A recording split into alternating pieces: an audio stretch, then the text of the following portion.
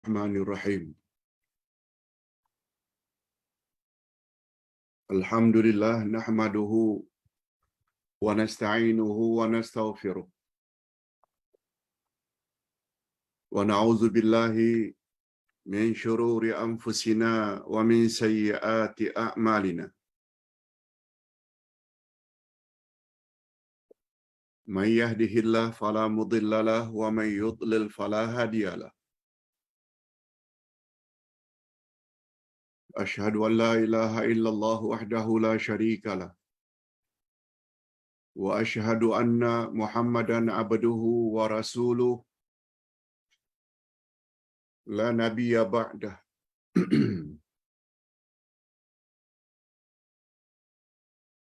Allahumma salli wa sallim ala nabiyyina Muhammad wa ala alihi wa sahbihi ajma'in, amma ba'd.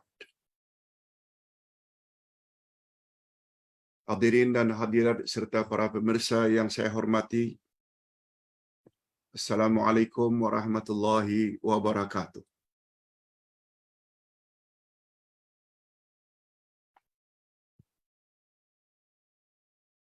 Alhamdulillah, kita bersyukur kehadirat Allah Azza wa Jalla. Berkat taufiknya kita dapat meneruskan lagi majlis ilmu kita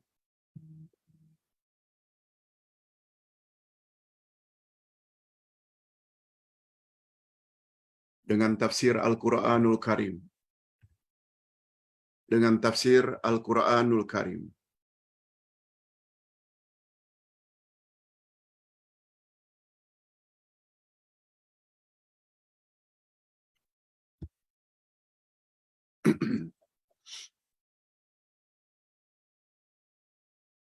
Cuma istimewanya tafsir pagi ini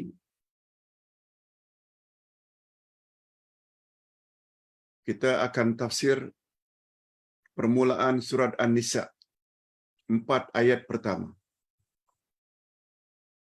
Setelah kita menamatkan tafsir surah Ali Imran hingga ayat yang terakhir, ayat yang ke-200, maka kita sambung pada pagi ini dengan 4 ayat pertama dari surat An-Nisa. Begitulah urutannya: surah Al-Fatihah, Al-Baqarah yang jumlah ayatnya paling panjang 286 ayat, disambung dengan Ali Imran 200 ayat, dan kita sambung pula hari ini permulaan yaitu ayat 1 hingga 4 dari surat An-Nisa. Begitulah seterusnya, insya-Allah. Kita berdoa mudah-mudahan Allah panjangkan usia kita sehingga menamatkan tafsir Al-Quran hingga 30 juzuk. Amin ya rabbal alamin. Topik pada hari ini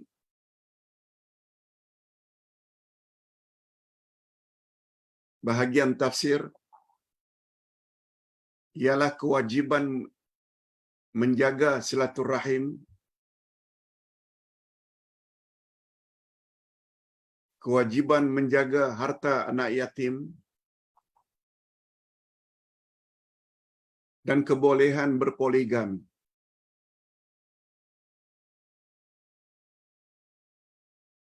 Kuliah kita pada hari ini seperti biasa, ada 3 sesi.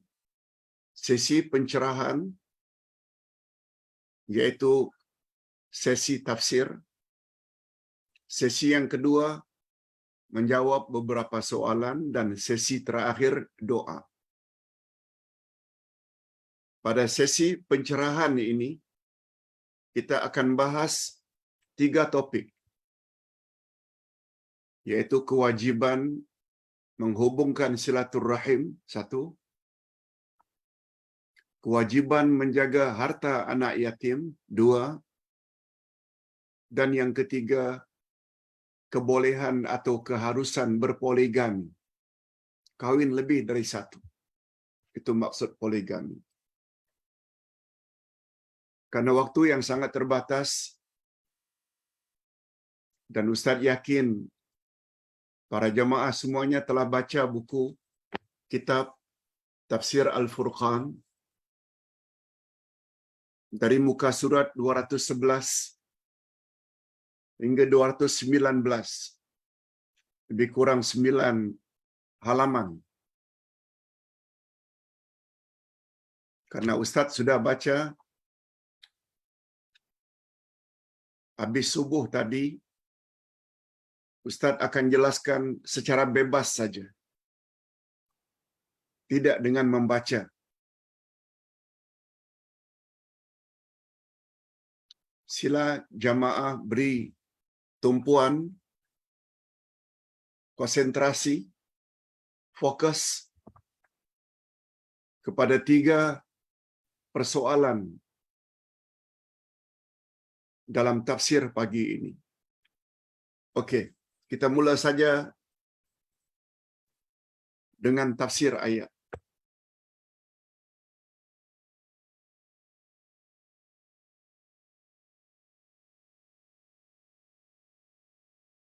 Allah Subhanahu wa taala mengawali surah An-Nisa ini dengan perintah agar umat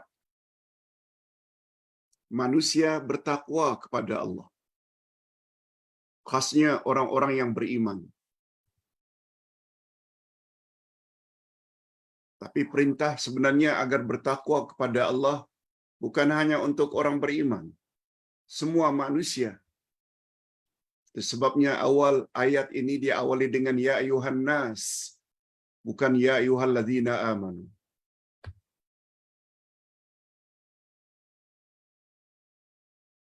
Bertakwalah kamu kepada Allah,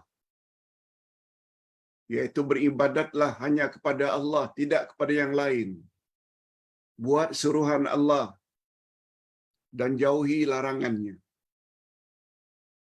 Itu makna takwa.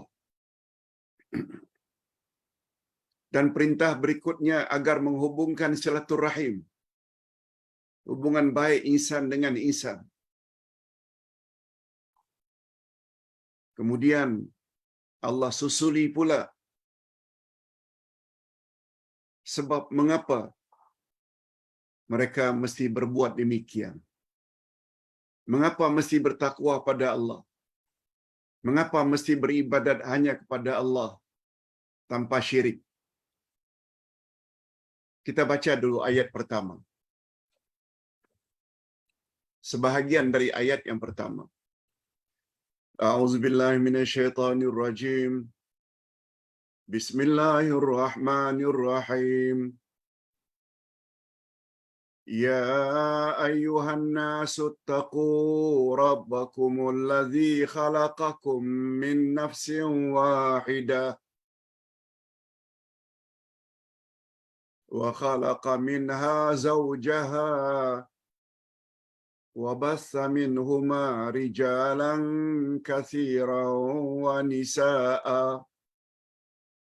Sekalian manusia, bertakwalah kamu kepada Tuhanmu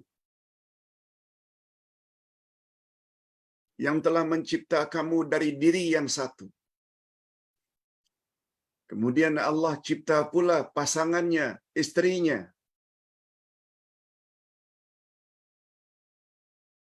Dari diri tersebut. Akhirnya berkembang biaklah keturunan dari 2 insan itu. Insan pertama yakni Adam. Kemudian Allah cipta pula pasangannya bernama Siti Hawa.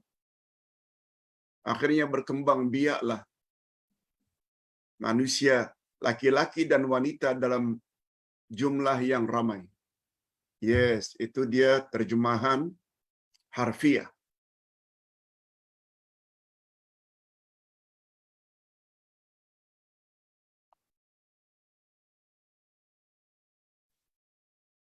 Allah suruh dalam tafsir ayat ini, Allah seluruh manusia supaya bertakwa pada Allah. Takwa dengan makna beribadat pada Allah. Buat suruhan Allah, jauhi larangan Allah. Apa sebab? Sebab semua manusia, tak kira apa suku bangsa, Allah Subhanahu wa taala telah cipta mereka. Dari sebelumnya tiada, yang ada ketika itu hanya malaikat dan jin. Setelah itu Allah cipta pula manusia, yaitu Adam. Kemudian dari rusuk Adam sebelah kiri, dari tulang rusuk Adam sebelah kiri, ketika Adam sedang tidur dan menginginkan pasangan, Allah cipta pula wanita yang bernama Siti Hawa.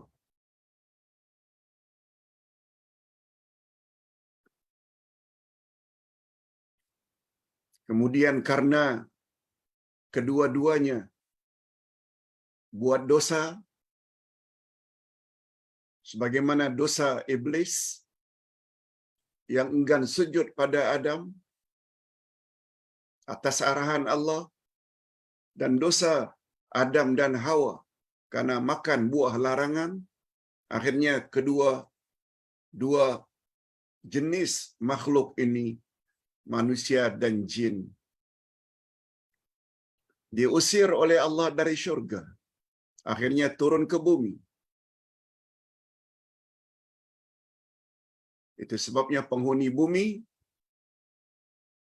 yang mendapat tugas yang sama agar beribadat hanya pada Allah, dua jenis saja,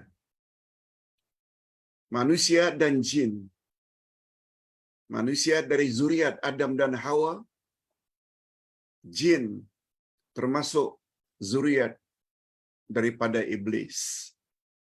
Yang sebelumnya bumi memang sudah ada penghuninya, yaitu jin. Perkara ini telah kita jelaskan dalam pelajaran yang lalu.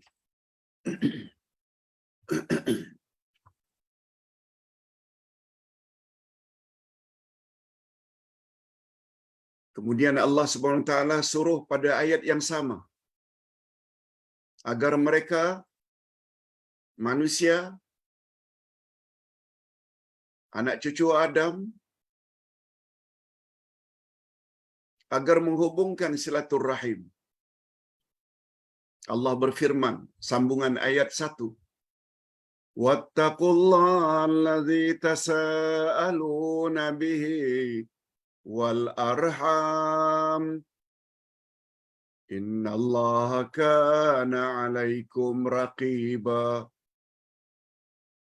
Artinya, dan bertakwalah kepada Allah yang dengan mempergunakan namanya kamu saling meminta satu sama lain, dan peliharalah hubungan silaturahim. Sesungguhnya Allah selalu menjaga dan mengawasi kamu. Allah Subhanahu wa taala ulangi perintahnya kepada manusia agar bertakwa sekali lagi. Wattaqullah.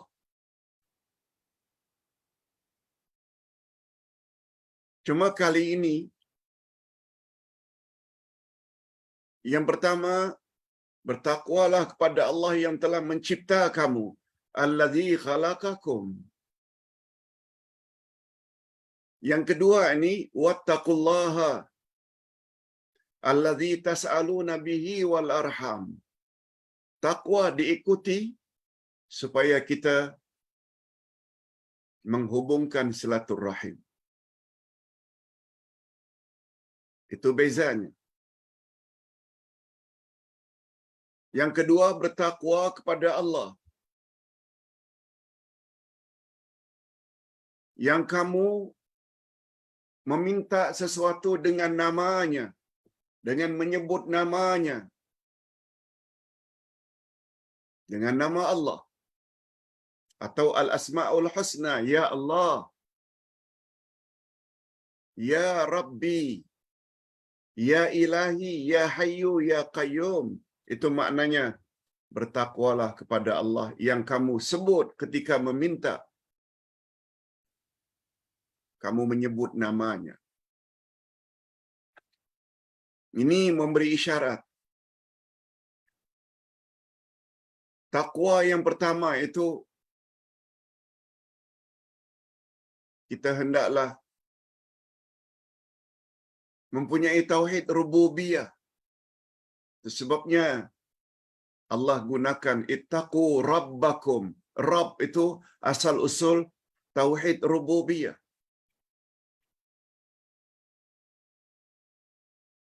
Dan yang kedua pula, hendaklah kamu bertakwa kepada Allah yang dengan namanya kamu mohon kepada Allah.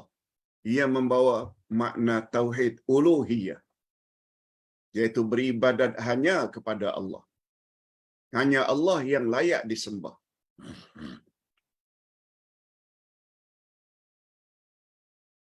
Ayat ini juga memberi isyarat kita kalau berdoa, hendaklah berdoa sambil bertawassul dengan nama-nama Allah.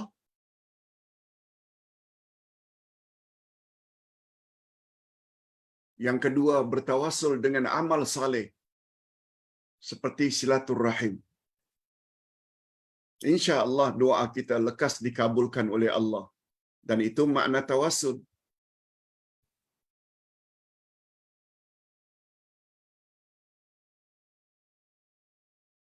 Hadirin dan hadirat rahimakumullah. Cuma sedikit pencerahan bahwa Quran yang diturunkan dalam bahasa Arab,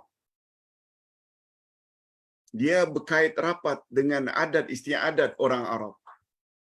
Ustaz ulang, karena Quran diturunkan dalam bahasa Arab untuk memahami orang-orang Arab ketika ia diturunkan.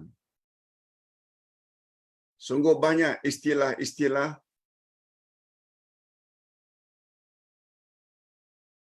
dalam Al-Quran yang bersesuaian dengan kondisi zaman itu. Walaupun Quran berkuat kuasa dan berlaku hingga hari kiamat, tapi bila kita memahami kaedah-kaedah itu, apa sebab sesuatu ayat diturunkan, mengapa ada ayat nasikh dan mansukh, mengapa banyak perumpamaan dalam Quran, mengapa meminta kepada Allah sambil menyebut nama Allah. Karena demikianlah adat istiadat orang-orang Arab sejak zaman jahiliyah lagi. Yang kalau mereka minta sesuatu, agar dikabulkan oleh orang yang diminta,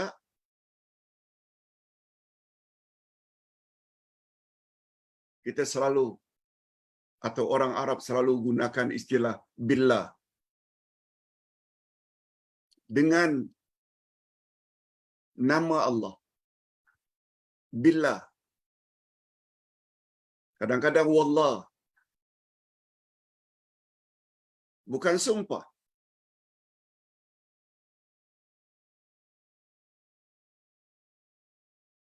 Itu sebabnya orang Arab selalu menyebut sejak dari zaman jahiliyah lagi, sa'altuka billahi an taqdi hadhil hajah. Aku mohon kepadamu dengan sebab Allah, dengan nama Allah, aku mohon kepadamu, kiranya engkau kabulkanlah hajatku. Wallahi, saya akan buat kenduri pada minggu hadapan, karena anak saya sudah lulus dengan cemerlang.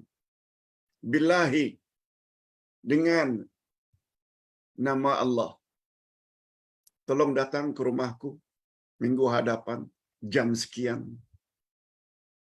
Orang Arab selalu menyebut dengan billah ketika meminta. Itu sebabnya ayat berbunyi wattaqullaha allazi tasaaluna bihi.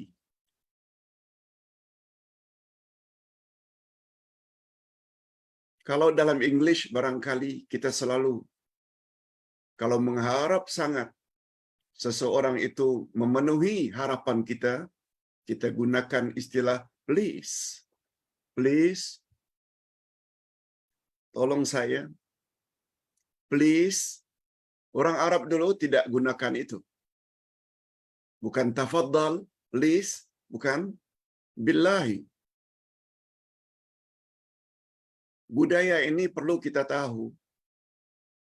Ustaz dulu sebelum pergi ke Madinah juga seperti itu.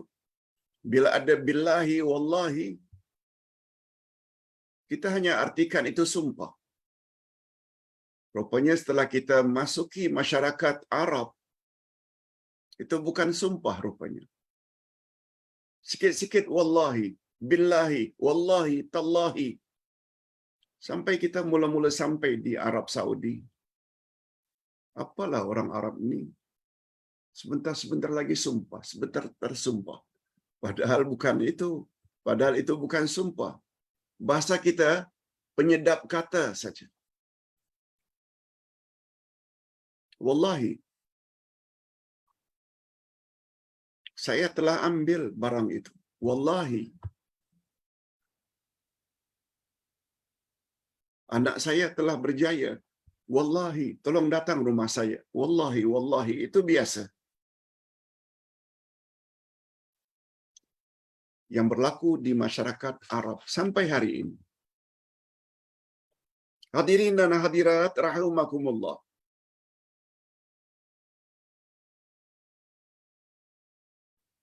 Kemudian kita juga disuruh agar memohon kepada Allah dengan menghubungkan silaturahim.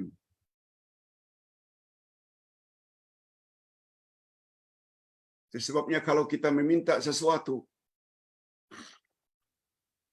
jangan sekali-kali pada masa yang sama kita memutuskan silaturahim dengan uncle, dengan aunty, adik-beradik, lebih-lebih lagi pada ibu bapa.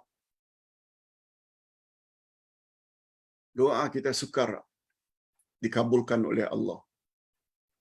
Sebab dengan silaturahim kita jaga, itu bermakna kita telah melakukan tawasul dengan amal saleh.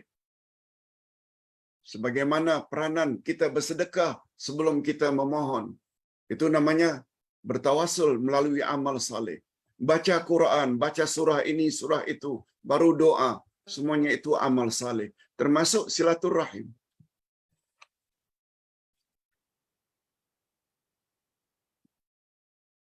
Hadirin dan hadirat rahimakumullah.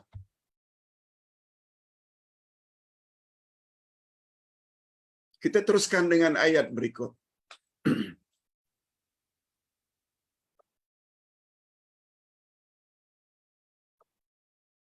Setelah Allah Subhanahu wa taala menyebut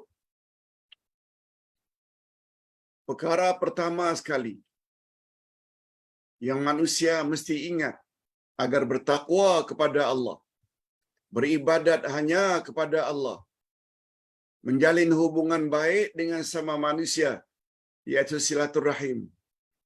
Lalu Allah pindah pula dengan perintah supaya jaga harta anak yatim. Jangan dikhianati. Jangan makan harta anak yatim suka-suka hati secara batil. Ini bunyi ayatnya. Wa atul yatama amwalahum wa la tatabaddalul khabitha bit tayyib wa la ta'kulu amwalahum ila amwalikum innahu kana huban kabira. Terjemahannya, dan berikanlah kepada anak-anak yatim yang sudah baligh harta mereka. Jangan kamu menukar yang baik dengan yang buruk. Jangan kamu makan harta mereka bersama harta kamu. Sesungguhnya tindakan-tindakan menukar dan memakan harta anak yatim itu adalah dosa yang besar. Ayat ini pula membawa makna jangan curang terhadap harta anak yatim. Umpamanya seseorang yang meninggal dunia punya anak yang masih kecil. Dia pula orang yang berada, ada uang, ada duit, ada harta. Lalu minta seseorang agar menjaga anaknya. Lalu dia berikan wasiat. Hartaku sekalian. Hartaku sekian dalam akaun. Aku juga punya rumah, kebun, kereta. Tolong pelihara ya anak-anak saya. Karena mereka masih kecil. Jangan orang yang menerima wasiat ini curang. Lalu dia conquer. Dia monopoli harta peninggalan orang yang berwasiat. Bersikap kasar terhadap anak yatim. Dia manfaatkan untuk kepentingan dirinya harta peninggalan orang tersebut. Ini maksudnya. Jangan kamu tukar yang buruk dengan yang baik. Maknanya kita mesti amanah. Menjaga anak yatim ini, dia termasuk perkara utama dalam agama. Coba lihat ayat pertama dan kedua dari surat Al-Ma'un. Ara'aital ladzi yukadzibu bid-din. Tahukah kamu, hai Muhammad, siapakah pendusta agama?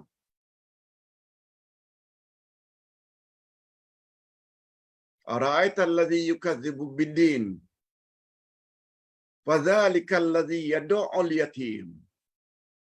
Pendusta-pendusta agama ialah orang yang bersikap kasar terhadap anak yatim. Wala yahuddu ala ta'amil miskin. Yang kedua, baru orang yang tak suka menganjurkan memberi makan orang-orang miskin. Mereka dikatakan sebagai pendusta agama. Ada pula yang mengartikan din di sana dengan makna pembalasan. Mereka orang yang mendustakan hari kiamat atau hari pembalasan. Pertama, orang yang bersikap kasar terhadap anak yatim. Itu sebabnya dalam surat Ad-Duha, Allah sebut secara khusus, fa'ammal yatima fala tanhar.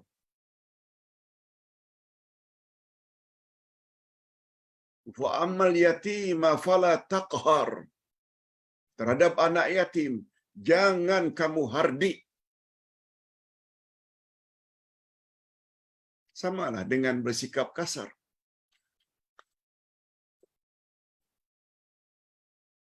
Malah jangan kita campur harta mereka dengan harta kita, lalu kita makan bersama.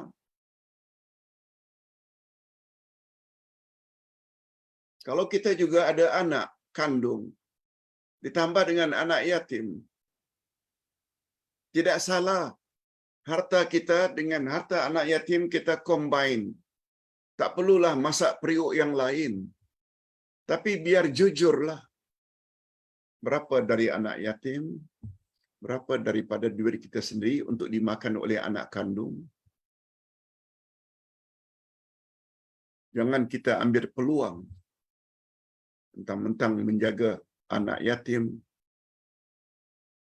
kita ambil keseluruhannya dari harta bapa mereka yang telah meninggal dunia, kita manfaatkan pula kita, isteri kita dan anak-anak kandung kita pun makan. Nah, itu namanya kita telah makan secara batil dan itu adalah dosa besar. Nabi Muhammad sallallahu alaihi wasallam pernah bersabda menyebut tentang kedudukan orang-orang yang amanah dalam menjaga anak yatim. Apa kata Nabi? Ana wa kafilul yatim hakaza fil jannah. Kedudukan aku dan kedudukan orang yang menjaga anak yatim dengan baik begini dalam syurga. Lalu Nabi isyaratkan jari telunjuk dengan jari tengah. Dari sudut rapatnya, dari sudut ketinggiannya. Betul tak tinggi? Hampir sama dengan Rasul. Betul tak dari sudut rapat, sangat rapat dengan Rasul? Kalaulah jari tengah ni lebih tinggi, itu adalah Rasul. Jari telunjuk adalah orang yang menjaga anak yatim. Sedangkan orang yang suka mengasari anak yatim, bermakna mereka sangat buruk kedudukannya di akhirat nanti.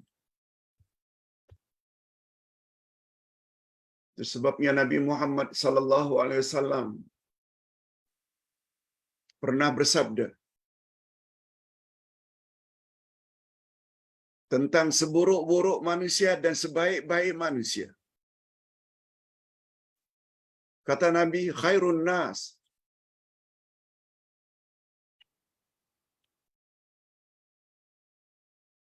khairu buyutil muslimin. Sebaik-baik rumah orang Islam ialah rumah orang Islam yang di dalamnya ada anak yatim, lalu dipeliharanya dengan baik anak yatim tersebut macam anak sendiri. Itu kata Nabi sebaik-baik rumah orang Islam. Wa syarru buyutil muslimin, seburuk-buruk rumah orang Islam ialah rumah orang Islam yang ada di dalamnya anak-anak yatim, lalu dia kasari, dia bentak, dia berbuat zalim terhadap anak-anak yatim. Nabi membezakan antara rumah orang Islam yang terbaik dan yang terburuk yang kaitannya dengan bersikap baik ke atau buruk terhadap anak yatim. Sangat menentukan.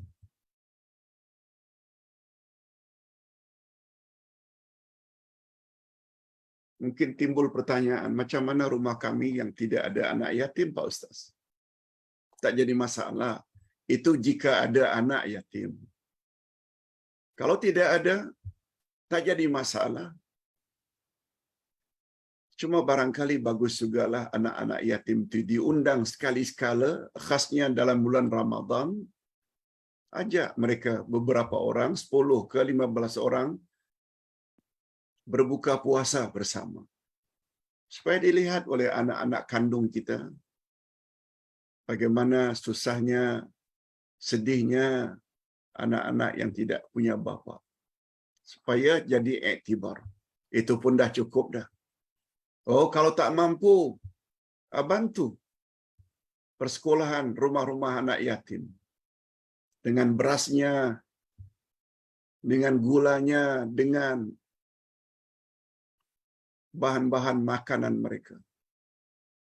Dan sesekali ajak anak menziarahi rumah-rumah anak yatim supaya mereka sadar betapa beruntungnya mereka yang masih punya ibu bapa. Macam-macam caranya. Hadirin dan hadirat, kita belajar tafsir ya, bukan belajar fiqh.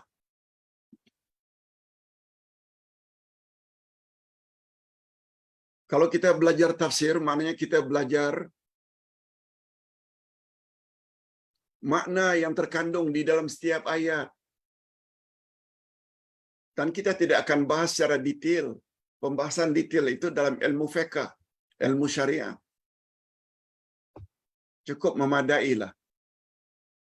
Perkara pertama tadi, yaitu kita disuruh bertakwa kepada Allah yang telah mencipta kita, bertakwa kepada Allah yang jika kita meminta sebut nama Allah dan silaturrahim. Dan sekarang masuk kita perkara yang ketiga, yaitu keharusan atau kebolehan berpoligami bagi orang yang mampu. Ini tertera di dalam ayat berikut, yaitu tentang perkahwinan. Wa in khiftum alla tuqsitu fil yatama fankihu ma taba lakum minan nisa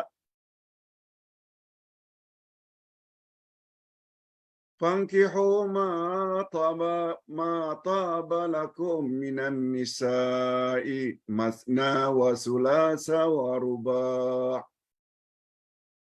فإن خفتم ألا تعدلوا فواحدة أو ما ملكت أيمانكم ذلك أدنى ألا تعولوا.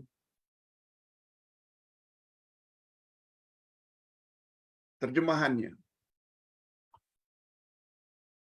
jika kamu takut tidak dapat berlaku adil terhadap hak-hak perempuan yatim, jika kamu takut terhadap hak-hak anak-anak perempuan yatim, bila kamu mengawininya, ini. Bila kamu bimbang tidak dapat memenuhi atau menunaikan hak anak yatim yang kamu telah kawini, maka kawinlah wanita-wanita lain yang kamu senangi. 2, 3, atau 4. Kemudian jika kamu takut tidak dapat berlaku adil, maka kawinlah seorang sahaja atau budak-budak yang kamu miliki. Yang demikian itu adalah lebih dekat kepada tidak berbuat aniaya.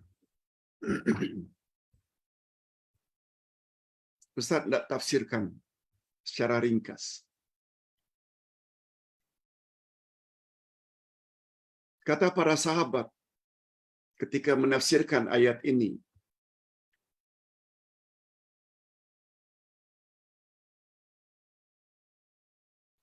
pada zaman dahulu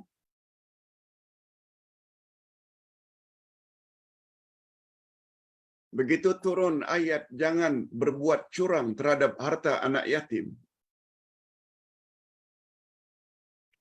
jangan makan harta anak yatim secara batil,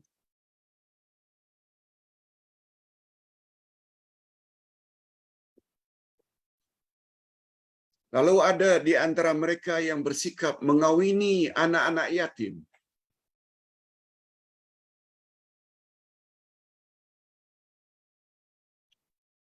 Mereka kawini anak-anak yatim. Lalu mereka kongke harta anak yatim.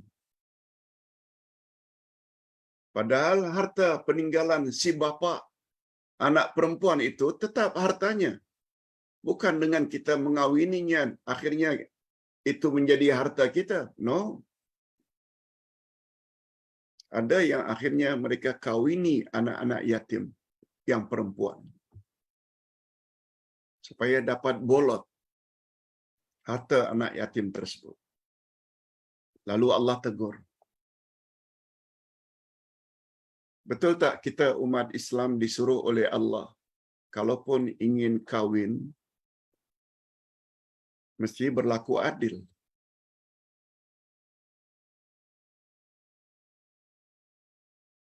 Tidak boleh curang. Oleh sebab itu, andai kata kamu merasa bimbang tidak dapat berlaku adil bila mengawini anak-anak perempuan yatim, maka kawinlah wanita lain. Kalau tak cukup 1, boleh 2. Tak cukup 2, boleh 3. Tak cukup 3, boleh 4. Ini dia topik yang menyebut kebolehan kawin lebih dari satu. Bagi laki-laki ya, poligami. Bukan poliandri. Poligami, seorang lelaki kawin lebih dari satu. Istilah poliandri, wanita punya suami lebih dari satu. Itu haram. Jangan pertikaikan, itu ketentuan agama. Begitu kata Allah. Bukan paksaan. Tentang kebolehan. Tapi kata Allah Subhanahu wa taala pada penghujung ayat, fa in khiftum alla ta'dilu fawahidah. Bila kamu bimbang tidak dapat berlaku adil bila poligami, maka kawin satu saja. Au ma malakat aimanukum, atau kamu boleh juga kawin dengan hamba-hamba milikmu. Ini zaman silam. Ada hamba yang bila orang yang merdeka, majikannya kawini hamba miliknya, automatically hamba itu tidak menjadi hamba lagi. Mereka boleh. Ada cara-cara tersendiri di dalam ilmu fiqh. Ingat ya, hamba abdi bukan pembantu rumah tangga. Para suami, hari ini kebolehan mengawini atau yang memiliki istri, jangan buat sesuka hati terhadap pembantu rumahmu, maidmu. No, itu bukan hamba. Kebolehan ini pada zaman dahulu ketika itu ada sistem penghambaan yang tak boleh dihapus kecuali dengan cara-cara tertentu. Umpamanya majikan kawini dia. Umpama majikan perlu bayar kafarat, merdekakan hamba karena membunuh. Itu semua cara. Akhirnya semuanya berakhir sistem penghambaan. Sekali lagi Ustaz ingin ingatkan, mengawini hamba bukan bermakna mengadakan hubungan kelamin dengan pembantu rumah tangga. Itu bukan hamba. Jangan salah faham. Jadi Ustaz ulang sekali lagi, kata Allah, apabila kamu takut, bimbang, tak dapat berlaku adil terhadap istri-istrimu yang banyak itu, karena berpoligami, kawin satu saja. Untuk pengetahuan hadirin dan hadirat,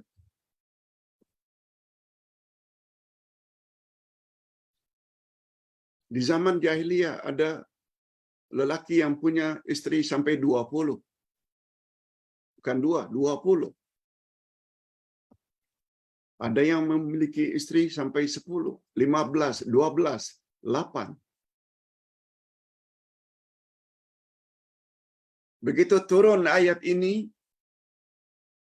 mereka perlu ceraikan. Kalau istri ketika itu ada 10, ceraikan 6, tinggal maksimum 4. Yang punya istri 8, tinggal ceraikan 4, tinggal 4. Kecuali Nabi Muhammad sallallahu alaihi wasallam dibenarkan oleh Allah untuk terus bersama dengan istrinya. Sebab kedudukan istri Nabi Muhammad sallallahu alaihi wasallam tak sama dengan istri-istri orang biasa dari kalangan umatnya. Pertama, mereka mendapat gelaran Ummahatul Mukminin, ibu semua orang-orang yang beriman. Yang kedua, ketentuannya, bila istri Rasul diceraikan, tak boleh dikawini oleh lelaki dari kalangan umatnya. Itu ketentuan. Itu sebabnya Nabi Muhammad dibenarkan ketika turun ayat ini, istri Rasul 9. Boleh terus sampai meninggal dunia. Apa sebab? sebabnya tadi. Karena mereka kedudukannya sebagai ibu orang-orang yang beriman dari kalangan umat Muhammad. Dan yang kedua, mereka tidak boleh dikawini setelah diceraikan oleh Rasul. Terus menjanda sampai meninggal dunia. Bukan sebagaimana dakwaan para orientalis. Orang-orang kafir mendakwa, oh Muhammad bolehkan umatnya maksimum kawin 4, tapi dia boleh lebih daripada itu. Bukankah itu menunjukkan bahawa Muhammad itu gila seks? Itu semua tuduhan-tuduhan yang tak berasas. Yang kita sangat sayangkan, kadang-kadang pandangan itu dituruti oleh orang-orang Islam karena kecetekan dan kedangkalan ilmu mereka tentang selok-belok agama Islam. Sebagaimana tadi Ustaz katakan pada ayat pertama, hei sekalian manusia, bertakwalah kamu kepada Allah yang telah mencipta kamu daripada diri yang satu, kemudian menjadikan dari diri yang satu itu pasangannya. Diri yang satu itu menurut kita adalah Nabi Adam. Dan Allah jadikan pasangannya bernama Hawa yang berasal dari tulang rusuk sebelah kiri. Itu keyakinan yang betul. Tapi orang kafir kata tidak. Manusia berasal dari monyet. Kemudian dari monyet itu pula dicipta monyet betina. Kalau orang kafir satu hal juga.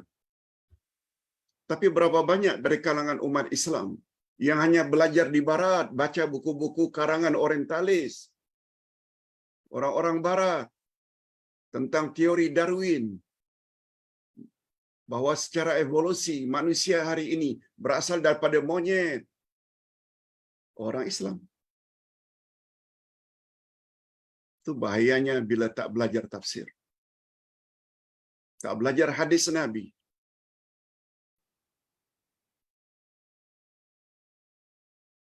Ini belum lagi sabda Nabi, kullukum min Adam wa Adam min turab. Semua kamu berasal daripada Adam dan Adam dicipta dari tanah. Hadis sahih. Ayat Quran banyak menyebut tentang asal usul kita daripada Adam. Nabi tidak sebut kullukum min qiradah. Semua kamu berasal dari monyet. Nabi tak pernah sebut. Hadirin dan hadirat rahimakumullah. Di sini pentingnya kita belajar tafsir. Cuma harapan Ustaz, bagi yang belum punya tafsir Al-Furqan juz 5, pesan dari sekarang. Selagi ada stoknya. Sebab barangkali minggu hadapan kita sudah pindah ke juz yang kelima. Hampir habis. Sebab setiap minggu kita buat 3 kali tafsir Al-Quran.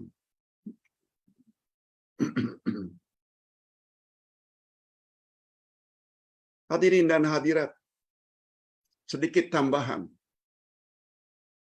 Ustaz ketika master dulu, tesis Ustaz adalah tentang poligami.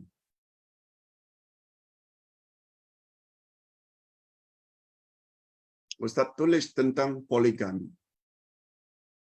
Syarat-syaratnya. Mengapa poligami dibolehkan? Mengapa poliandri dilarang? Lengkap. Tapi dalam bahasa Arab. Ustaz banyak tahu tentang poligami sebab Ustaz dah tulis tesis. Ta'adduduz zaujat fil Islam. Poligami menurut perspektif Islam. Tapi apa yang terjadi? Sampai saat ini isteri orang Isteri Ustaz satu saja. Sampai saat ini.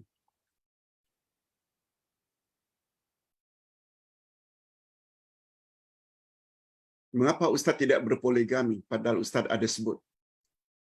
Kita hanya menceritakan kebolehan berpoligami bila awak mampu. Fa in khiftum alla ta'dilu fawahidah.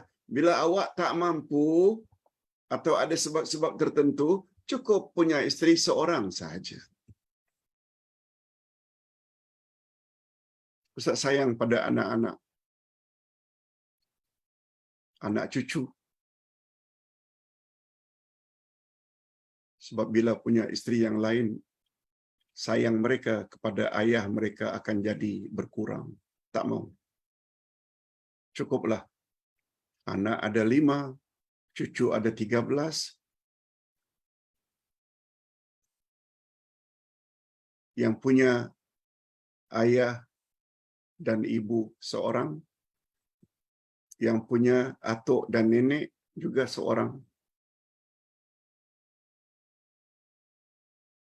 Sebab siapa yang tidak berlaku adil terhadap isteri-isteri kalau berpoligami, nanti di akhirat dibangkit di padang mahsyar dalam keadaan pincang. Karena tidak adil dulu ketika di dunia. Kemudian kita sampai ke ayat yang terakhir. Cuma sebelum itu Ustaz ingin katakan, kalau ada kemampuan silakan, tapi mesti berlaku adil. Hadirin dan hadirat, pada ayat berikut pula Allah telah tetapkan, bila kamu kahwin,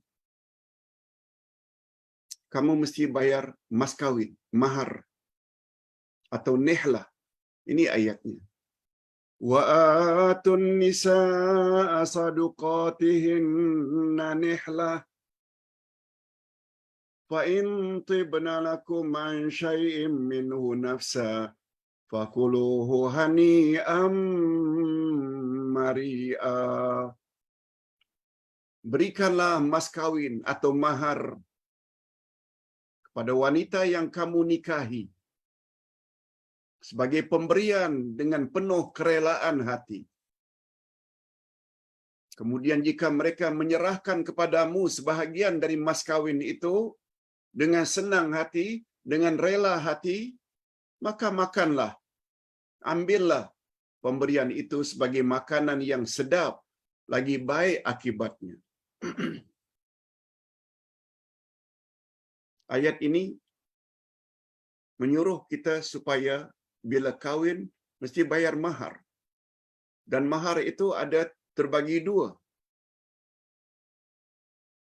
Ada namanya mahar musamma, ada namanya mahar misil.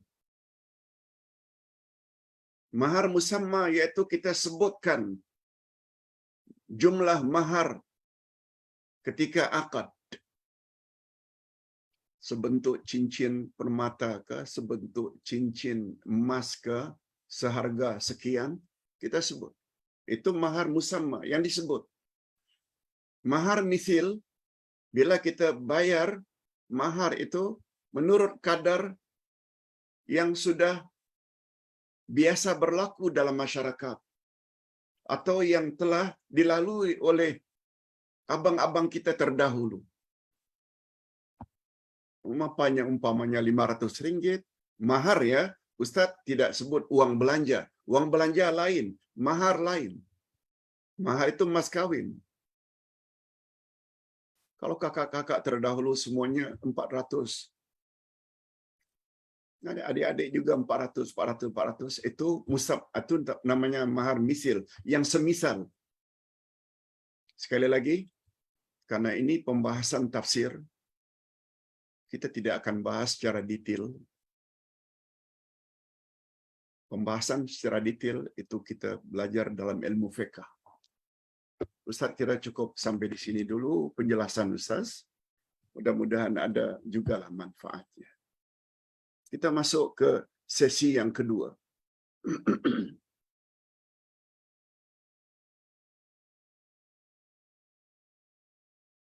Hadirin dan hadirat yang saya hormati,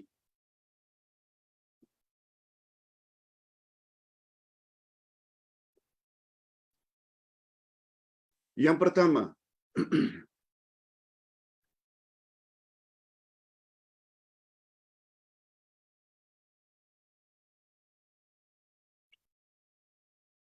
apa komen Ustaz terhadap video di atas yang saya kirim tentang nasab seorang Sayyid Maula? Daripada Sayyid Maula tersebut, Sayyid Maula Muhammad Al-Idris, kemudian ke atas, ke atas, ke atas, ke atas, sampai yang ke-36 itu adalah Rasulullah sallallahu alaihi wasallam. Rasulullah, anaknya yang Fatimah, yang dikawini oleh Sayyidina Ali, dapat Hasan dan Husain, dari keturunan mereka pula ini, yang ke-38 ini dia Sayyid Maula. Beliau menerangkan itu semua sebab ada orang yang menafikan bahwa beliau itu Sayyid. Hadirin dan hadirat, sudah menjadi budaya orang Arab.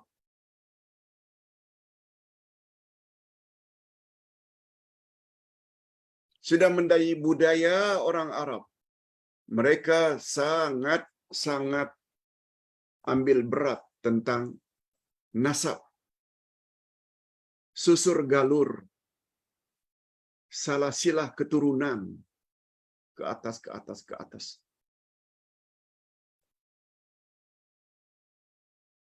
Sudah menjadi budaya mereka untuk membuktikan mereka itu dari keturunan yang baik-baik. Jadi kita jangan heran kalau kita orang Melayu tak sampai ke peringkat itu. Paling-paling kita sampai kepada Noyang saja. Abdullah bin Yasin bin Ilyas.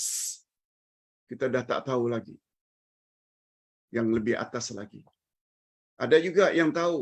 Yang keempat, yang kelima. Dan tak sebanyak orang-orang Arab.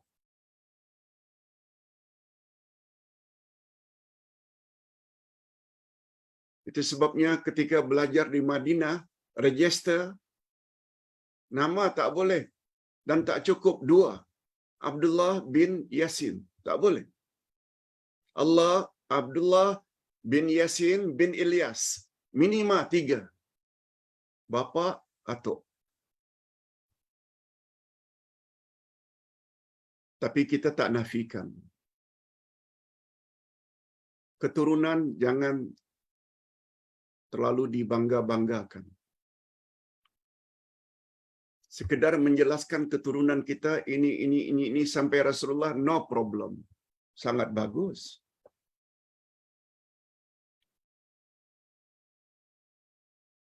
Sebab Nabi Muhammad sallallahu alaihi wasallam pernah memuji Abu Bakar. Abu Bakar bukan keturunan Nabi.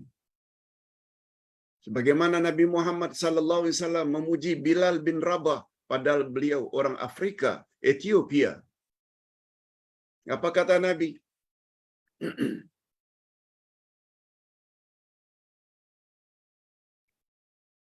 Abu Bakrin Sayyiduna a'taqa Sayyidana. Kita baru belajar beberapa hari yang lalu tentang nama Allah As-Sayyid. Abu Bakrin Sayyiduna. Abu Bakar itu adalah penghulu kita sebagai tanda kemuliaan dan penghormatan. Boleh? Apalagi bagi beliau dijamin masuk syurga. Abu Bakar adalah penghulu kita, Sayyiduna. Dan Abu Bakar telah memerdekakan Sayyidana, penghulu kita. Maksudnya Bilal bin Rabah, tukang azan Nabi.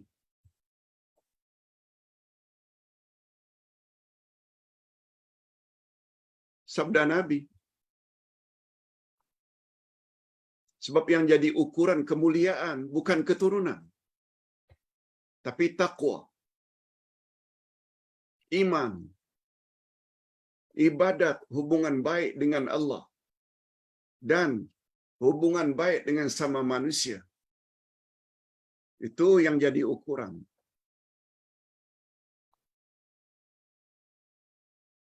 Bandingkan kedudukan Abu Lahab dengan Bilal bin Rabah.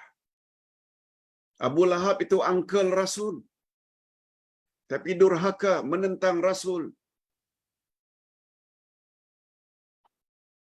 Hatta Abu Talib, kedua-duanya mati dalam kafir.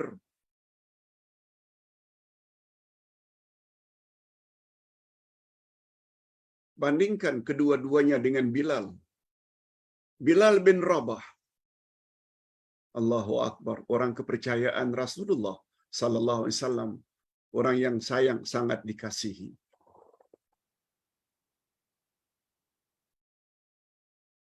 Itu sebabnya diriwayatkan ketika Bilal sedang naza', istrinya menangis.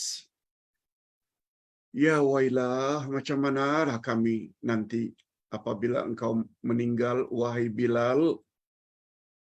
Wah wailah, habislah kami. Tak tahu macam mana nasib kami. Bilal pula sambil naza' wa farha. Alangkah gembiranya aku sekarang, karena tak lama lagi aku akan jumpa Rasulullah sallallahu alaihi wasallam. Begitu komen beliau, orang yang sangat sayang pada Nabi.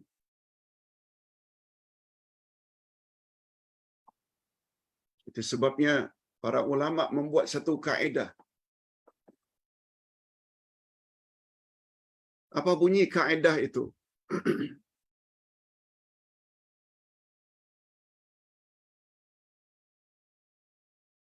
Kaedah itu membawa makna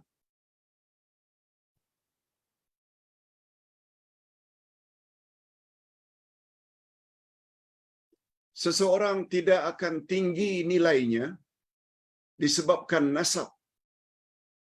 Andai kata dia tidak melaksanakan atau tidak mempunyai sebab-sebab untuk mulia.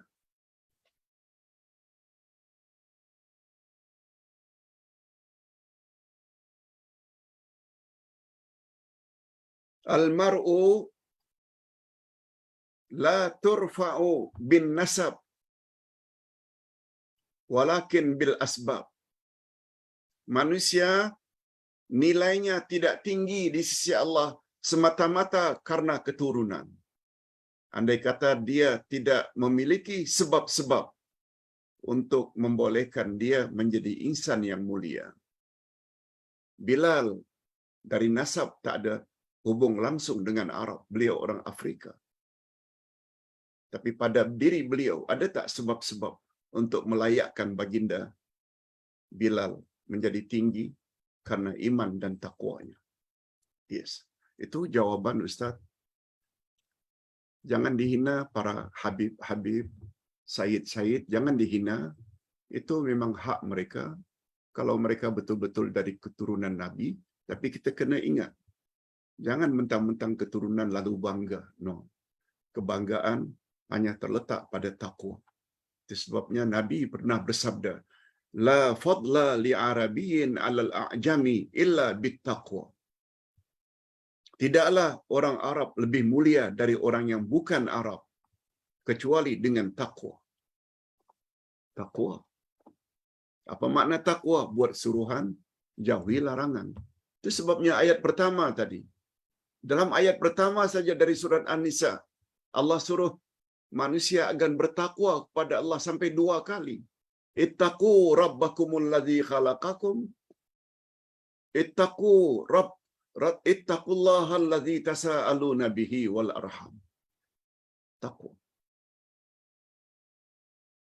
Hadirin dan hadirat rahimakumullah. Bagaimana pendapat Ustaz tentang niat bersyarat ketika akan umrah atau haji? Apakah dia tidak mendapat pahala umrah, Pak Ustaz. Hadirin dan hadirat rahimakumullah.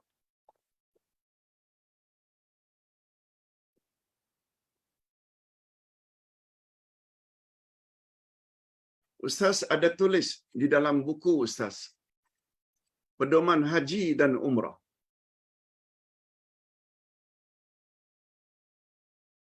Pada muka surat 33, membuat syarat ketika ihram.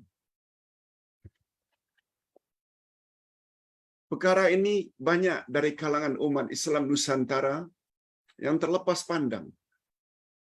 Bukan semua, tapi banyak sungguh yang tidak faham agar kita memasang niat bersyarat ketika niat ihram atau haji.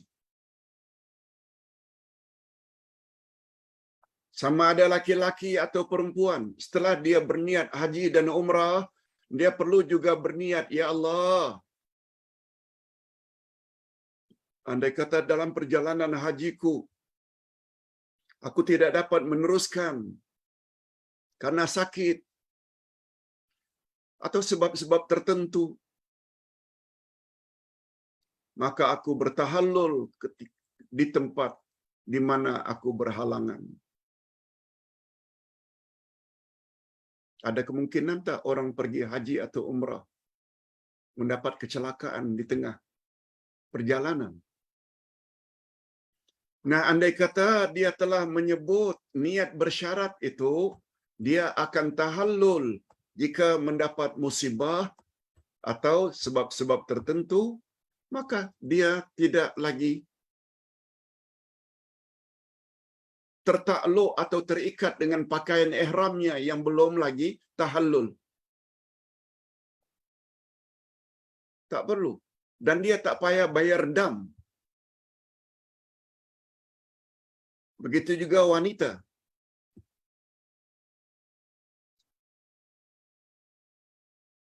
Yang belum lagi datang haid. Maksud Ustaz, pergi umrah, dia orang dewasa, mungkin gadis yang sudah 17-20 tahun atau isteri seseorang dalam keadaan tidak haid. Lalu dia bimbang. Jangan-jangan nanti pergi umrah yang terbatas hanya 10 hari. Sebelum sempat buat ihram, sebelum sempat buat tawaf umrah, lalu dia datang haid.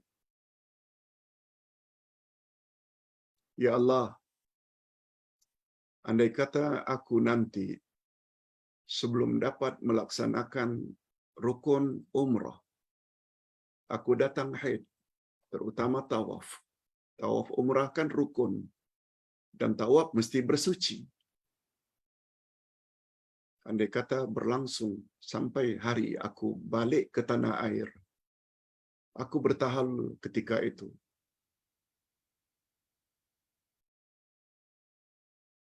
Lalu dia tak dapat melaksanakan umrah karena tidak dapat tawaf. Dia boleh melanggar larangan-larangan ihram seperti memakai wangi-wangian, bercampur suami isteri, tanpa perlu membayar dam. Atau sebaliknya, wanita yang sedang haid, ya Allah, andai kata kita memakai ihram,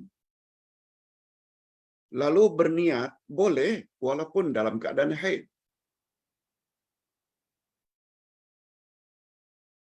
Berniat tidak menjadi syarat. Memakai ihram tidak menjadi syarat. Bila sampai di miqat, mesti bersih. Nah, kita boleh berniat. Dan andai kata setelah niat umrah, bagus kita ikuti, ya Allah, andai kata haidku ini berterus-terusan sampai hari aku balik, tak juga suci. Aku akan halalkan diriku, tidak lagi terikat dengan pantang larang ihram. Nah, ketika itu dia tak berdosa dan tak perlu bayar dam. Yes, itu sila miliki buku ini. Masih ada stoknya insya-Allah. Yang ketiga, Pak Ustaz, ada ceramah kononnya lelaki boleh berihram dengan kain sarung yang berjahit. Cuma dia kena lilitkan badannya sebagai ganti daripada yang biasa kita pakai, yaitu putih atas dan bawah. Tapi dia gunakan bukan yang itu, tapi dua sarung. Tapi kedua-dua sarung itu sudah dijahit, yang kita selalu gunakan untuk sarung bila salat. Nah, sekarang pertanyaannya, ada ustaz yang mengatakan kita boleh lilitkan saja sarung tersebut, letakkan saja di bahu sarung yang kedua, tapi sarung bukan kita masukkan badan kita dalam kain sarung, bukan memasukkan badan kita dalam kain sarung. Nah, itu hukumnya boleh. Hukumnya boleh. Yang tak boleh ini, bila kita pakai, kita masuk badan kita dalam kain sarung yang berjahit, itu yang tak boleh. Tapi kain sarung yang berjahit, sekedar untuk kita lingkarkan sebagai kain di bawah, kita letakkan bahagian atas, dibolehkan. Tidak jadi masalah. Hanya saja, kalau kita gunakan kain sarung yang tidak berjahit sama sekali, itu adalah lebih baik. Itu adalah lebih baik. Wallahu a'lam. Yang keempat, boleh tak Ustaz, seorang yang sudah kahwin 10 tahun, tapi mereka tak bercerai, lalu mereka mengambil sikap renew akad nikah balik di negeri seberang.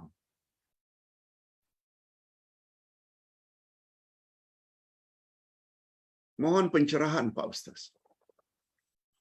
Hadirin dan hadirat, di dalam akad nikah ada yang namanya ta'liq nikah. Ta'liq. Ta'liq ini si suami berjanji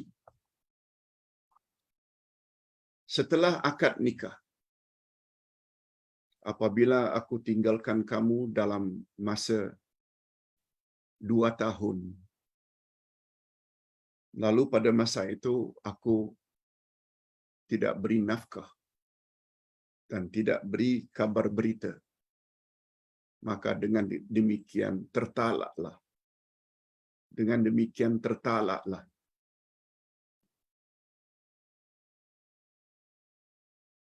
Bila perkara itu terjadi, maka 2 tahun tertalaklah. Mungkin yang tanya ini, mereka tidak buat ta'liq talak, yaitu talak yang tergantung. Oleh sebab itu, apabila tidak ada ta'liq talak, sebagaimana yang disebut contohnya tadi,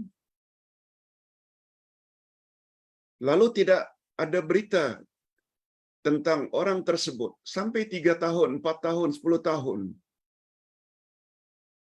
dan isteri pula tidak mengadu bahwa dia tidak reda kepada pihak qadi, maknanya dia still suami isteri. Sebab talak itu sama ada dengan ucapan suami, aku talakkan atau aku ceraikan kamu, atau dengan fasakh. Fasakh maknanya Tuan Hakim yang memisahkan mereka.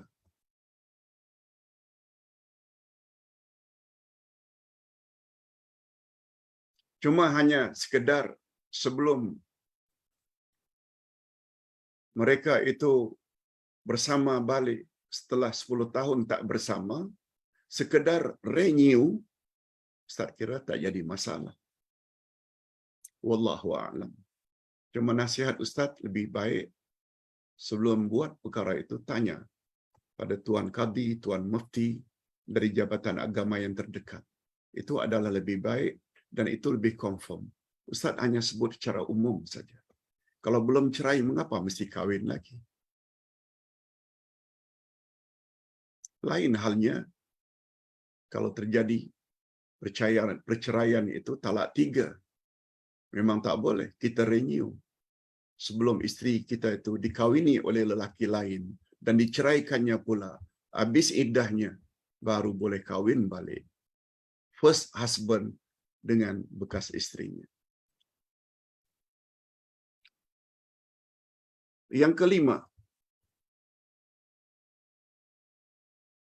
Pak Ustaz,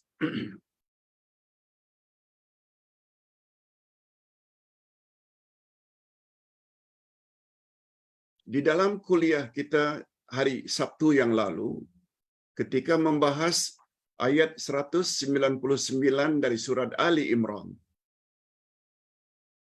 Surat Ali Imran 199, yaitu Allah Subhanahu wa taala menyebut sebahagian daripada ahli kitab, kafir ahli kitab, Yahudi dan Nasrani, mereka beriman pada Allah. Mereka beriman pada hari akhirat. Mereka khusyuk dan tawaduk, humble dalam mentaati Allah. Mereka layak masuk syurga. Lalu dikaitkan dengan sebab turun ayat itu, yaitu tentang kematian Najasyi di Ethiopia, Habasyah, tempat Bilal. Begitu Nabi Muhammad sallallahu alaihi wasallam menerima berita tersebut, berita kematian Najasyi, baginda Rasul sallallahu alaihi wasallam buat salat ghaib untuk Najasyi.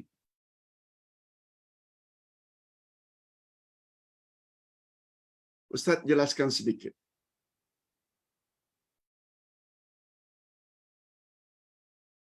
Nabi Muhammad sallallahu alaihi wasallam lahir pada tahun gajah. Mengapa disebut dengan tahun gajah?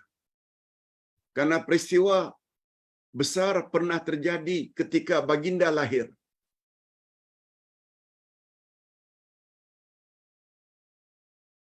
Apa dia?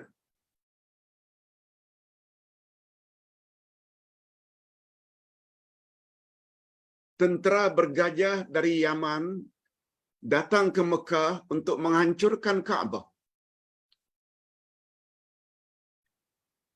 yang diketuai oleh Abraha. Mungkin sebagai governor di Yaman, beragama Nasrani Kristian. Pusat pemerintahan zaman itu adalah Ethiopia, Habasyah, yang diketuai oleh Najasyi, yang juga Kristian. Semua kita tahu cerita ini. Tentera bergajah semuanya musnah. Begitu Allah kirim burung ababil menyerang mereka sampai Abraha mati.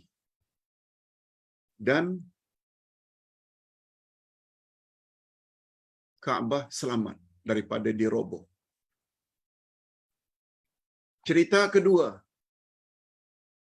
setelah Nabi Muhammad sallallahu alaihi wasallam diangkat menjadi rasul, mereka mendapat penentangan, penyiksaan daripada orang kafir Quraisy, musyrikin. Akhirnya Nabi Muhammad arahkan lebih kurang 70 orang suami istri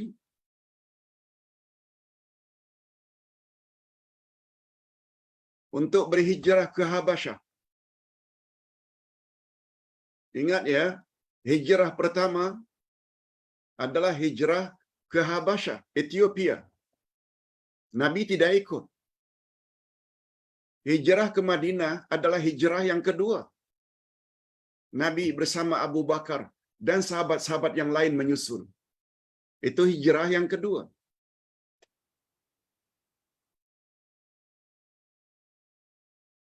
Ketika utusan Nabi Muhammad sallallahu alaihi wasallam sampai di Habasyah, mereka dilindungi oleh Najasyi sebagai pengetua agama Kristian di Habasyah. Najasyi inilah, sama ada Najasyi dia adalah nama pengetua yang tertinggi pada zaman itu. Ketika Najasyi ini meninggal dunia, Nabi sudah berada di Madinah. Begitu dapat berita Najasyi wafat, Nabi Muhammad sallallahu alaihi wasallam buat salat ghaib. Ini memberi isyarat bahwa Najasyi telah memeluk Islam. Menurut Nabi Muhammad sallallahu alaihi wasallam, dan Nabi Muhammad tidak akan benarkan kita salat jenazah atau salat ghaib untuk orang kafir. Pertanyaannya,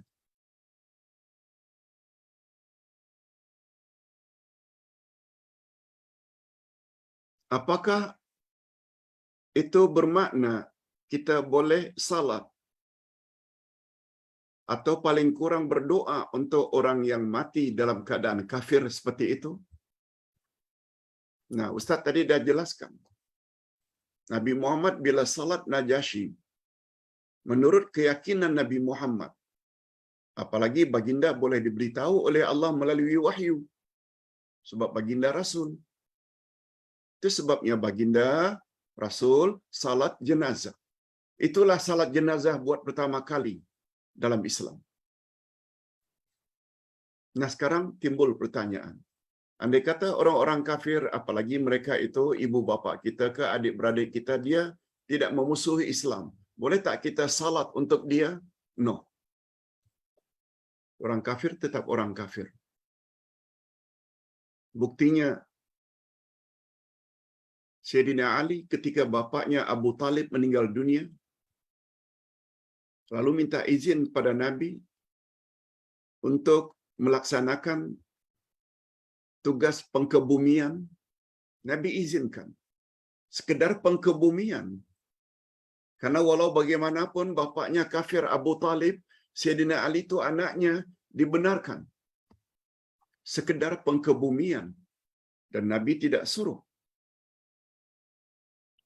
agar Sayyidina Ali mengkafankannya, memandikannya, mensalatkannya. No, hanya ke bumi. Cuma dalam hal ini para ulama fiqh berbeza pendapat. Salat ghaib itu bila negeri tempat orang yang meninggal itu, orang Islam meninggal, tidak ada orang yang melaksanakannya. Tidak ada yang mensalatkannya. Itu sebabnya Nabi salat, sebab ketika itu di Ethiopia, Habasyah, tidak ada orang Islam lain. Setahu Nabi. Tetapi apabila hari ini seseorang meninggal dunia, orang Islam di Amerika, di London, di Perth, di Sydney,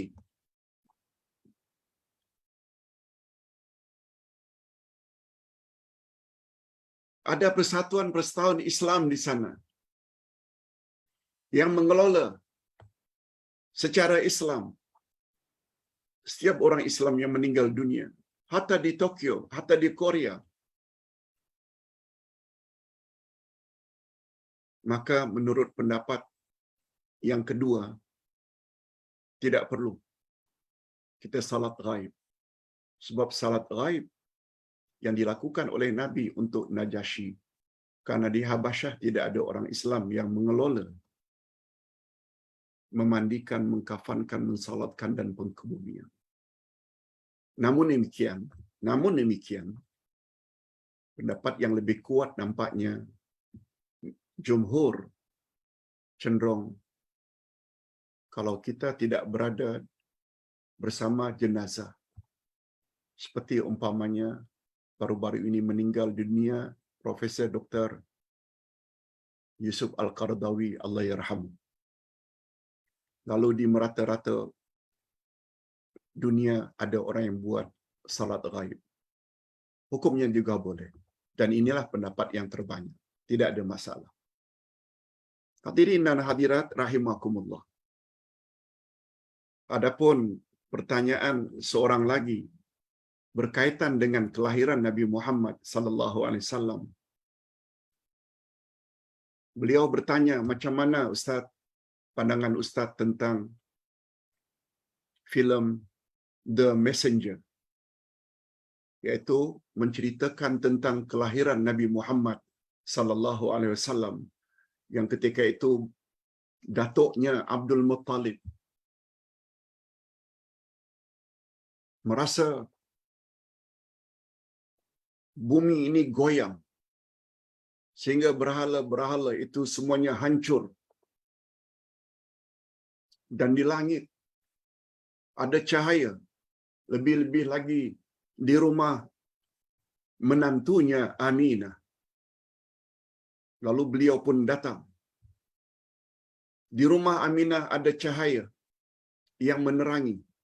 Rupanya ketika itu Siti Aminah sedang melahirkan Nabi Muhammad sallallahu alaihi wasallam yang dikatakan dalam filem tersebut. Lalu Abu Talib pun yakin bahwa Aminah ini mesti melahirkan seorang anak yang nanti akan menjadi pemimpin di dunia ini.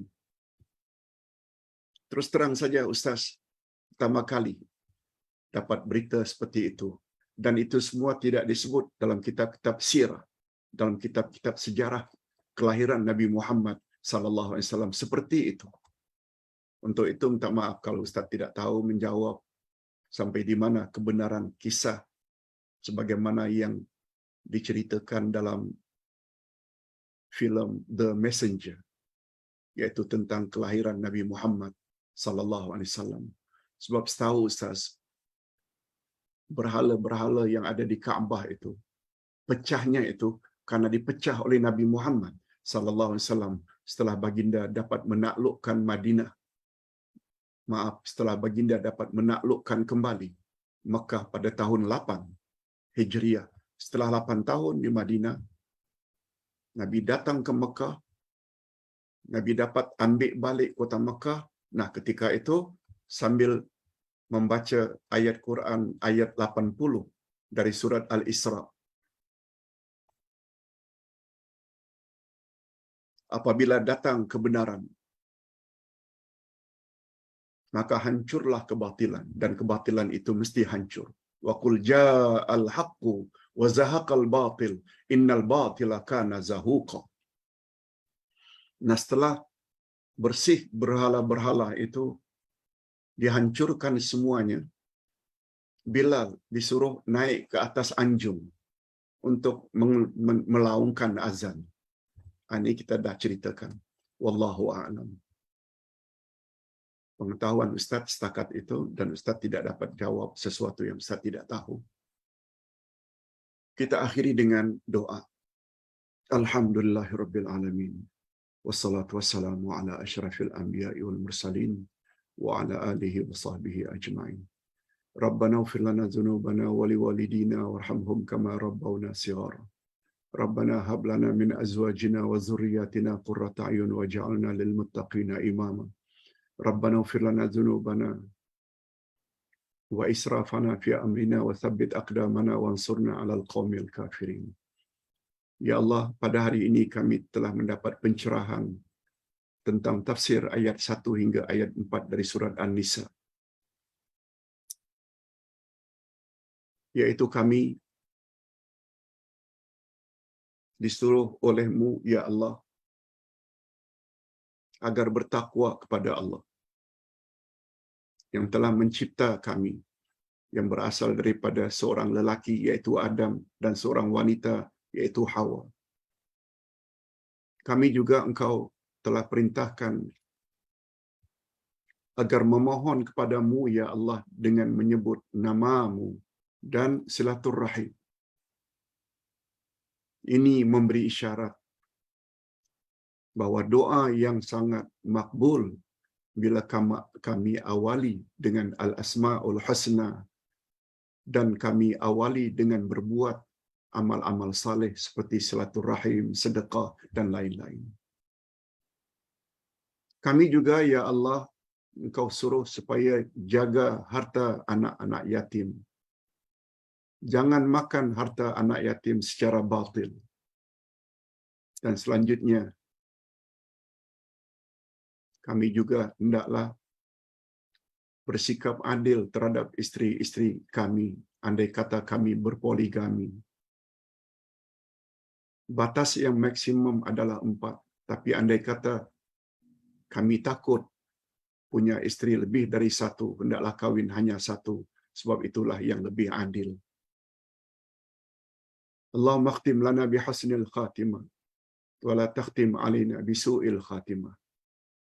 Wa sallallahu ala nabiyyina Muhammad wa ala alihi wa sahbihi ajma'in. Subhana rabbika rabbil izzati amma yasifun. Wa salamun alal mursalin. Walhamdulillahi rabbil alamin. Subhanakallahumma wa bihamdik. Asyhadu an la ilaha illa anta astaghfiruka wa atubu ilaik. Wassalamualaikum warahmatullahi wabarakatuh.